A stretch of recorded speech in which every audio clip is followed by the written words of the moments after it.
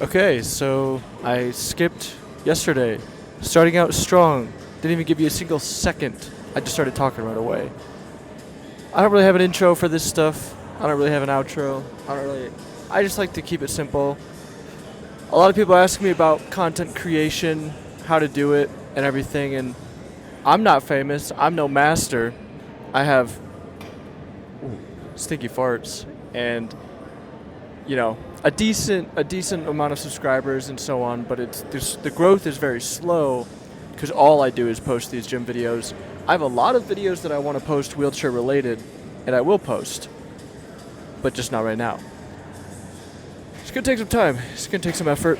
It's gonna take, just a lot more dedication to the YouTube life and all.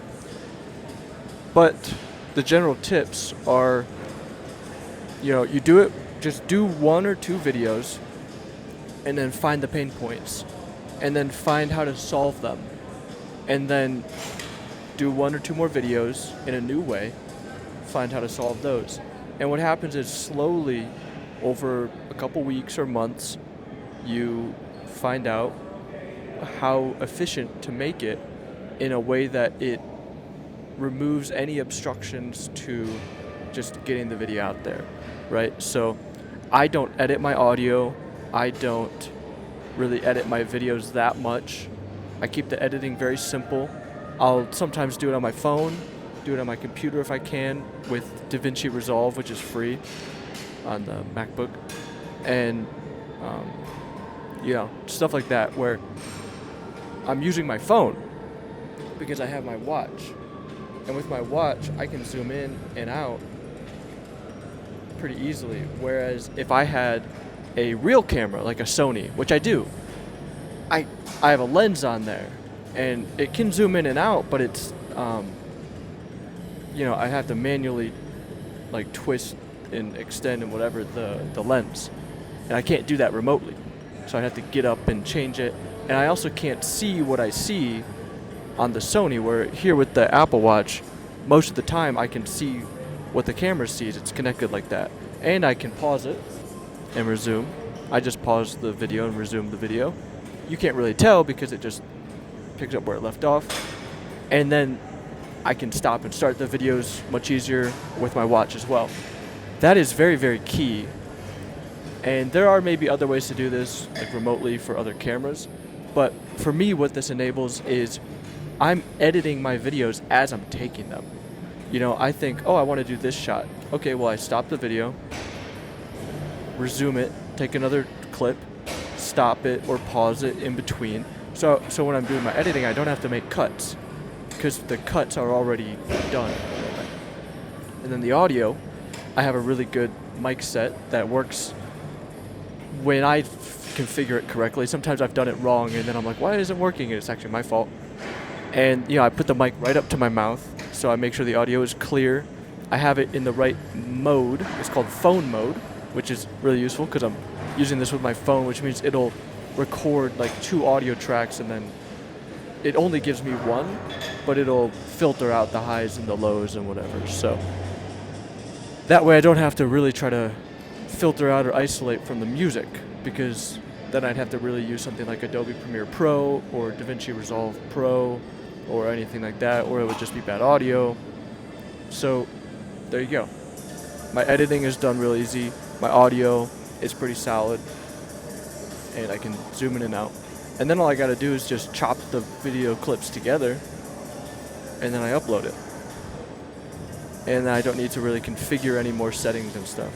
So that's my advice for content creation, is finding ways to just make it fit into what you're already doing. Normally I won't be talking for 5 minutes before every workout, so that is one way that it doesn't fit into what I'm doing. But anyway, that's my little main content talk for today. We're doing shoulders. I skipped yesterday. I'm still trying to wake up earlier, get to work earlier, get to the gym earlier, just getting my day going earlier, because these past couple weeks it's been pushed later into the day because I've been waking up around 7 or 8 instead of 6. Today I woke up around 6:15, got to the gym around 7:15, which is good, which is really good timing. So we're slowly pushing it up, and yeah, so that's really all the updates. I'm still struggling with my diet a little bit. I mean, I'm pretty good on track in a way, but I'm finding that it's really easy still to be really hungry during the day. I can not eat during the day, but right as soon as I get home and it's nighttime, I struggle so hard. So I have to figure out what's going on. I have to figure out why it's going on. And I have to snap out of that, kind of get my brain to reconfigure itself in a way where it's, when I get home, the Pavlov bell starts ringing and I start getting hungry and looking for food. And, this is how it's been for the past couple months at nighttime. It only takes one day out of the week and I'll ruin it for the rest of the month. And it's still pretty hard. I'm not overeating so much, but it's still really hard for me to fully stop eating. So I'm finding that if I just don't eat all day and I eat all of my food at night, that kind of helps, because that way, if I do, quote unquote, like tend to overeat or start to cheat a little bit, like with a slice of bread or something like that, then it will kind of stay within my calorie limit. So that's the trick. The trick is to just understand that I will want to and have a hard time controlling myself to stop myself from cheating on my diet. So if I just plan for that, then it's not cheating anymore, and then it fits within my calories. It's not good though. It's still not a good thing that I'm doing. And so I'm trying to do that. I'm trying to figure that out. It's just tough, I guess, because I'm still very alone. Like yesterday, my brother came back from work pretty late, so I was already done with. I already had finished eating, and I was really done eating, and so I was on track yesterday, so that was all good. But, yeah, it's tough. It's tough. I mean, looking at my competition, I'm pretty excited. And I keep thinking, I don't want to be disappointed in myself. I want to go up on stage, and I'm trying to imagine, like, let's say I go on stage and I look how I look now, and that's not good. And so then I have to think, okay, well, where did I go wrong? What did I do wrong? What could I have done better? And then I do better today. You know what I mean? So I'm trying to do a retrospective in the future in my head for today. So I'm trying to look at today as if it's already in the past and view it from the frame of history and think, I'm only doing Olympia once, probably. How can I make sure that this is hitting me in my head that, I have a fighting chance to at least place top 3, but I gotta fight. The chance is there. I gotta fight, though.